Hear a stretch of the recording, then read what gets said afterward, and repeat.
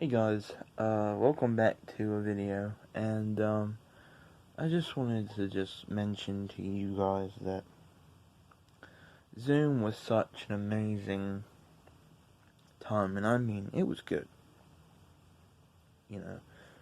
I have so many things I wanted to mention. I didn't get to mention it outside because, as you may know, little update, a bug update, if you will. There was tons of katydids outside. I couldn't think of the bug name, so I had to just do that. Guys, I just wanted to say about Zoom. Zoom was such an amazing site. And at first, I really didn't understand it. And I was like, well, what's the point of this Zoom stuff? Because I'm only going to be on it for 2 weeks, and I don't think that's enough time to learn everything about Zoom, about this app site. So, I really wasn't sure about what to expect, who was going to be on these sessions, and who I was going to be interacting with. But then, new people opened my eyes to a new light, and it was just like, wow. Because, we mentioned stuff about not just real things that happen when you get a job and when you start your career, but also starting life and the difficulties that come into hand with that. Like, there's this girl, her name's Jenna. She actually has a disability where she's got tumors and stuff like that, and it's a disease. I forgot the name of the disease, but it's very sad. And she said, I don't know if he'll get it in a year from now or 20 years from now, but I just know it'll pop up again. But yeah, but she keeps fighting every day, and she is such an intelligent person. She's not dumb by any means. All those people on my Zoom class were so clever. Like, they weren't in the least bit of stupid. Not even a little bit dumb. And I talked to a doctor today. She got a PhD. Her name is Dr. Mace, and she was so inspirational. She's paralyzed from the waist down because a cart got cut in half, and something happened rather, and made her paralyzed from the waist down. So she couldn't walk, so she had to be in a wheelchair for a while. But when she was on the Zoom call, she was in Nashville, Tennessee.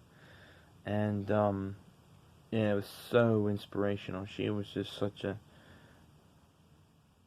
inspiration that someone couldn't even imagine, especially with a PhD. But, that's a high degree. If you have a PhD, that's pretty high up. People get their bachelor's and their master's, but PhD, that's high up. You're a doctor now when you get that. But she was so inspirational, and she likes bluegrass. We learned about that. And we were talking about coping mechanisms, and we were saying, what is this like, what coping mechanisms do you have? And I said, music's my coping mechanism. She said, oh, what's your favorite music? I said, rap. And she said, oh, really? And I was like, yeah. She said, I forgot a word that she said, but she said about it, she said, rap didn't used to be like everybody's thing, but now it's just a part of the music industry and stuff like that, and it's just a big part of people's lives. A lot of things were different back then, like how people coped with things were different back in 1920 than they are in 2020. You know what I mean?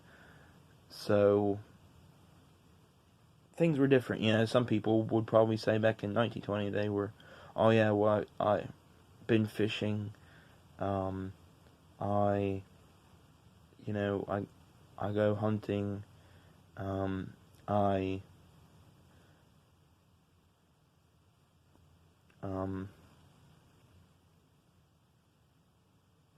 I I do family day trips out in the woods, and then they go, that's my coping mechanism. And, they just tell their life story of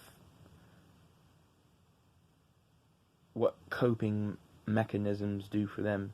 It doesn't even have to be multiple coping mechanisms. It can just be the one.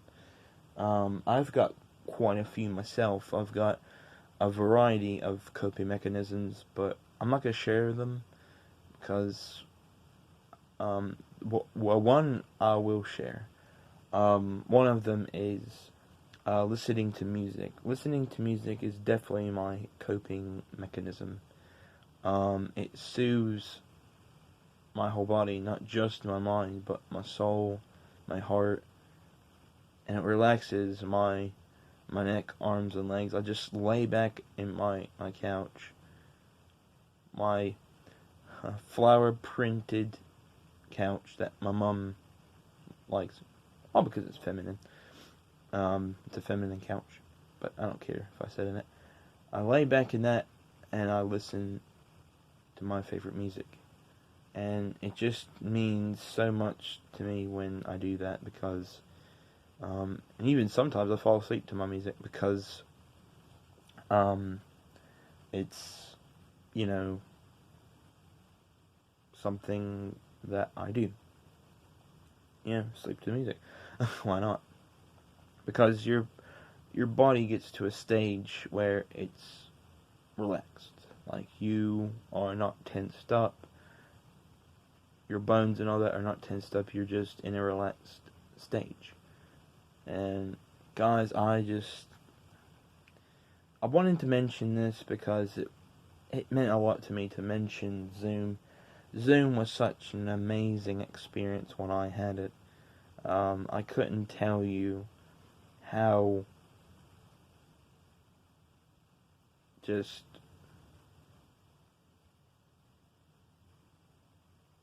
good the foresight is. Like, it was just so eye-opening with presentations on Zoom and what Amanda and Derick put together to create discussions and making us come out of our shells. Derick said before we left the last Zoom meeting, he said, sometimes you gotta get uncomfortable to be comfortable. And that's true.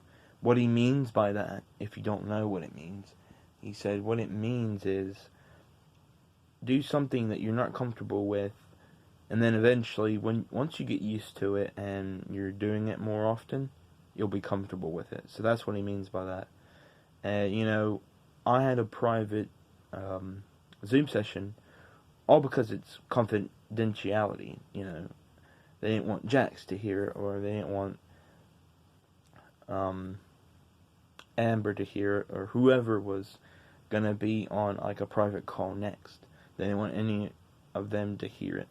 So Derick was like, Devin, get off, and then you can get back on and talk to us about it. So I was like, okay. And I got on there, they let me join. It took about like 20 minutes. Maybe 21, 22 minutes, depending on, roughly. Anyway, it took about that long to get to me. I was listening to Peep and Tracy while I was waiting. And then they showed on the screen connecting, which means the host, which is either... I wasn't sure who was the host at that point in time, because it's either one of the two, of Derick or Amanda. I wasn't sure who was being the host at that point in time. But let's go for instance.